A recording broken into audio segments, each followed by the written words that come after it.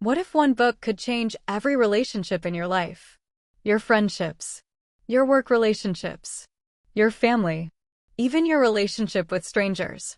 What if one book could teach you how to talk to people in a way that makes them like you, trust you, and want to help you? That book exists. It was written in 1936, and people are still reading it today, almost 90 years later. It has sold over 30 million copies. It has changed the lives of presidents, CEOs, and ordinary people all over the world. And today, right here on the English Beat, we are going to read it together. In simple, clear, beautiful English. You will not just learn English today. You will learn how to connect with people. Because here is something I truly believe. The most important skill in life is not grammar. It is not vocabulary. It is the ability to make people feel heard, valued, and understood. That skill? It works in any language. And once you learn it in English, you become unstoppable. So, are you ready to change the way you connect with the world? Good. Let's go. Before we begin, write in the comments, what is your biggest challenge when talking to people in English? Is it finding words? Being nervous? Understanding fast speakers? Tell me. I am reading every single comment. Who wrote this book? The book is called How to Win Friends and Influence People. It was written by Dale Carnegie. Dale Carnegie was an American writer and teacher. He was born in 1888 in a small farm in Missouri, USA. He was very poor as a child. He was shy. He was not confident. But he had one big dream. He wanted to learn how to communicate with people. As a young man, Dale Carnegie took a job selling meat and lard from a horse-drawn wagon. He was not successful at first, but he kept studying people. He kept asking himself, why do some people make friends easily? Why do others struggle? He spent years learning the answers. And then he wrote this book. A book that changed the world. What is the book about? This book has one central idea. The secret to success in life is not what you know. It is how you treat people. Carnegie studied thousands of people. He studied great leaders. He studied ordinary people. He studied failures and successes. And he found that the most successful people in the world all had one thing in common. They knew how to make other people feel important. The book is divided into 4 main parts. Part 1, Fundamental Techniques in Handling People. Part 2, 6 Ways to Make People Like You. Part 3, How to Win People to Your Way of Thinking. Part 4, How to Be a Leader and Change People. Today, we will go through all of these parts, with stories, vocabulary, speaking practice, and real dialogues. This is a full book summary, just for you. Part 1 of the book, 3 Powerful Rules for Handling People. Rule 1, don't criticize, condemn, or complain. Carnegie says this is the most important rule of all. When you criticize someone, you hurt their pride. When you complain, you make them feel defensive. And when people feel defensive, they close their heart. They stop listening. Carnegie says, criticism is dangerous. It does not change behavior. It only makes people angry and resentful.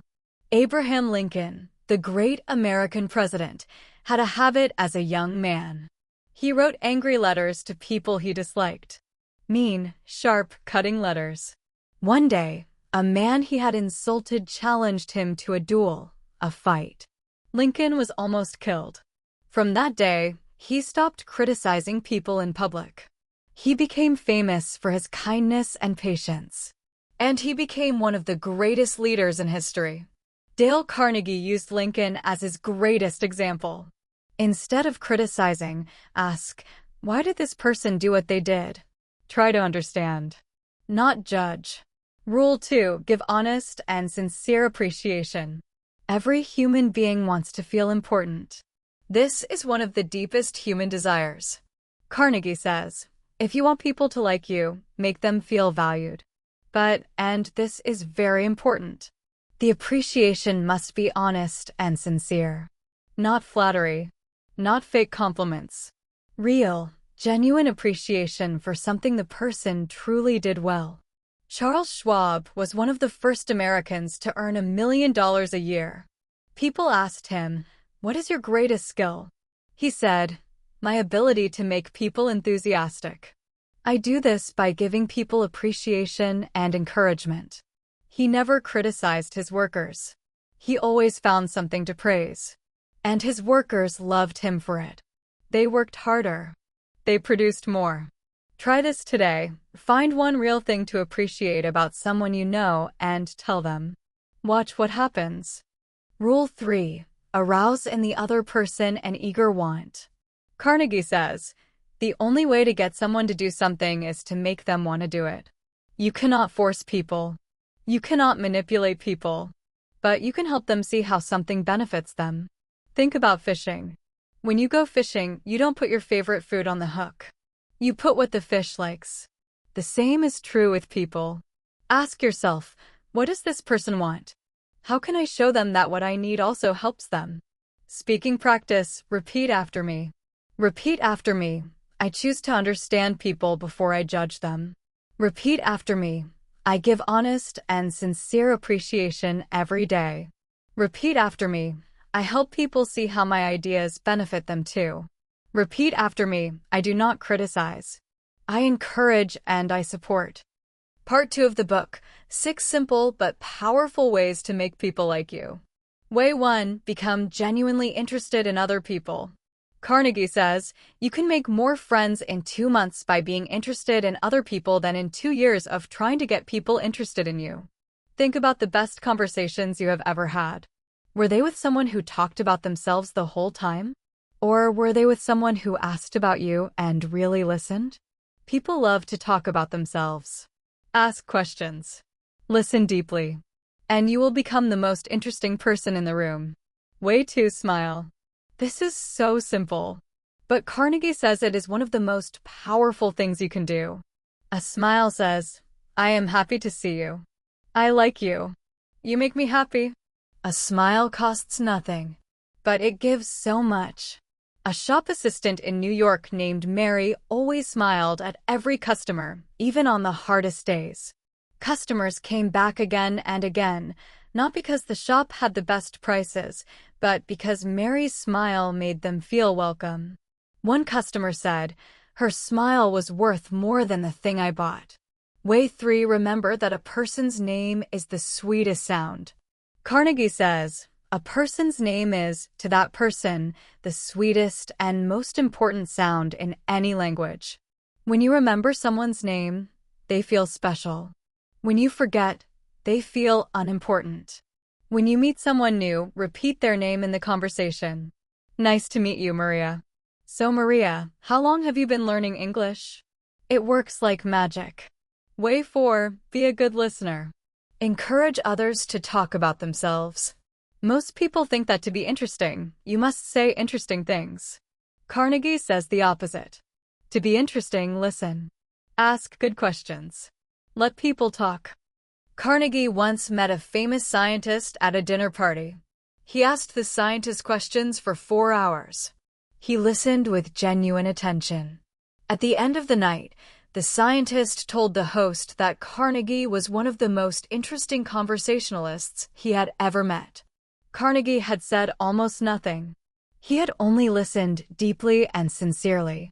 Way 5. Talk in terms of the other person's interests. Before a conversation, ask yourself, what does this person care about? What are their hobbies? Their dreams? Their worries? Then talk about that. Theodore Roosevelt, one of America's most loved presidents, always did this. Before meeting anyone, he researched what they were interested in. And he started every conversation by talking about their favorite topic. People adored him for it. Way 6. Make the other person feel important and do it sincerely. Every person you meet feels, I want to matter. I want to be seen. Carnegie says, satisfy this hunger in people sincerely and the world opens up to you. The golden rule, always make the other person feel like the most important person in the room. Speaking practice, repeat after me. Repeat after me. I am genuinely interested in the people around me. Repeat after me. I smile and people feel welcome in my presence. Repeat after me. I remember names because names matter deeply to people. Repeat after me. I listen more than I speak. That is my superpower. Repeat after me. I make everyone I meet feel important and valued. Part 3 of the book, How to Persuade People Without Argument or Force. Principle 1. The only way to win an argument is to avoid it. Carnegie says something very surprising here. He says, you cannot win an argument. Even if you win, you lose. Why? Because the person whose opinion you defeated now feels humiliated and resentful. They may pretend to agree, but inside, they hate you for making them feel small. 9 times out of 10, an argument ends with each person more firmly convinced than before that they are absolutely right. So, what do you do instead? Avoid the argument completely. Look for areas of agreement. Look for common ground. Principle 2. Show respect for the other person's opinion. Never say, you're wrong. Telling someone they are wrong is one of the most dangerous things you can say. It is an attack on their intelligence, their pride, their self-worth. Instead of, you're wrong, try. That's an interesting way to look at it. I hadn't thought of it quite like that. I may be wrong, I often am. Let's look at the facts together. This simple shift makes the other person feel respected, not attacked. And when people feel respected, they open their minds. Principle 3. If you are wrong, admit it quickly and emphatically. This takes courage. But Carnegie says it is one of the most powerful things you can do. When you make a mistake, admit it. Fast. Clearly. Completely. When you criticize yourself before anyone else can, you take away their power to criticize you. And most people, after seeing your honesty, will defend you and show mercy. Carnegie once walked in a park where dogs were not allowed. His dog had no leash. A police officer stopped him. Carnegie immediately said, "Officer, I am sorry. I have no excuse. This will never happen again." The officer was completely disarmed. He simply said, "Well, okay then." If Carnegie had argued or made excuses, the officer would have insisted on a fine. Honest admission disarmed him completely. Principle 4. Begin in a friendly way. Carnegie says, "A drop of honey catches more flies than a gallon of gall." This means kindness is more powerful than force. If you want to change someone's mind, begin with warmth. Begin with kindness. Never begin with anger or accusation. Principle 5. Get the other person saying yes, yes immediately. This is a wonderful technique. When you start a conversation, ask questions that the person will agree with. Small agreements. Easy agreements. Yes, yes, yes. Why? Because when a person starts saying yes, they continue to say yes. The mind moves in the direction it started. Principle 6. Let the other person do a great deal of the talking. Most people, when they want to persuade someone, talk more. Carnegie says, do the opposite. Ask questions. Let them talk. People who feel heard are much more open to your ideas. Principle 7. Let the other person feel that the idea is his or hers. Nobody likes to be told what to do. But everyone loves a good idea, especially if they think they thought of it. Carnegie says, plant the seed. Let them water it. Let them believe it grew from their own garden. The best leaders do not push their ideas. They guide people until those people discover the same idea themselves. Speaking practice, repeat after me. Repeat after me. I avoid arguments. I look for common ground. Repeat after me. I show respect for people's opinions, even when I disagree. Repeat after me. When I am wrong, I admit it quickly and honestly. Repeat after me. I begin every difficult conversation with kindness. Repeat after me. I let people feel heard, and then they listen to me. Part 4 of the book, The Art of Leadership, Changing People Without Hurting Them. Rule 1. Begin with praise and honest appreciation. Carnegie says, it is always easier to listen to unpleasant things after we have heard some praise of our good points. If you need to correct someone, begin with what they did well. Then, gently, introduce the area for improvement. Praise plus honest feedback plus encouragement equals a person who wants to improve. Rule 2. Call attention to people's mistakes indirectly. Instead of saying, "This is wrong," say, "This is wonderful, and I wonder if it might be even better if." The word "but" destroys everything that came before it. You did a great job, but the person only hears "but." They forget the praise. Replace "but" with "and." Try, "You did a great job, and I think next time we could also try." Rule 3. Talk about your own mistakes before criticizing others. Before you point out someone else's error, admit one of your own. This makes you human. It makes you humble. And it makes the other person far more open to hearing your feedback. Carnegie's niece was learning to cook. She made several mistakes. Instead of criticizing her, Carnegie said, "You know, I was a terrible cook when I first started. I made every mistake possible. And one of my biggest mistakes was oversalting everything." His niece laughed. She relaxed. And then she was open to learning because Carnegie made himself vulnerable first. Rule 4. Ask questions instead of giving direct orders. Instead of saying, "Do this," say, "What do you think about trying it this way?" Or, "Would it help if we approached it differently?" Questions give people ownership. Orders create resentment. The best leaders lead through questions, not commands. Let's close our learning with 5 affirmations. Put one hand on your heart. Sit up straight. Take a breath. And say each one out loud in English with me. Affirmation 1. I connect with people easily. I make everyone I meet feel valued and heard. Affirmation 2. I speak English with warmth and confidence. My words build bridges between people. Affirmation 3. I am a great listener. I give people my full attention and they feel it. Affirmation 4. I lead with kindness. I encourage before I correct. I lift before I teach. Affirmation 5. I am becoming more confident every day in English, in life, and in myself. Say them again. Louder this time. With your full heart. You deserve every single word. Which affirmation felt most powerful for you today? Write the number 1, 2, 3, 4, or 5 in the comments. My dear friend, we have come to the end of today's lesson. And what a lesson it was. Today, you learned things that most people never learn. You learned to understand people before you judge them. You learn to make people feel important, sincerely, genuinely. You learn to listen more than you speak. You learn to lead with kindness, patience, and praise. But more than all of that, you showed up. You pressed play. You stayed. You practiced. You said affirmations out loud, maybe feeling a little silly, but you did it. That takes courage. And courage is exactly what Dale Carnegie was writing about.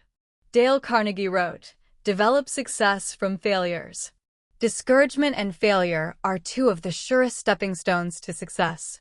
You are not behind. You are not too old. You are not too slow. You are exactly where you need to be, learning, growing, and becoming.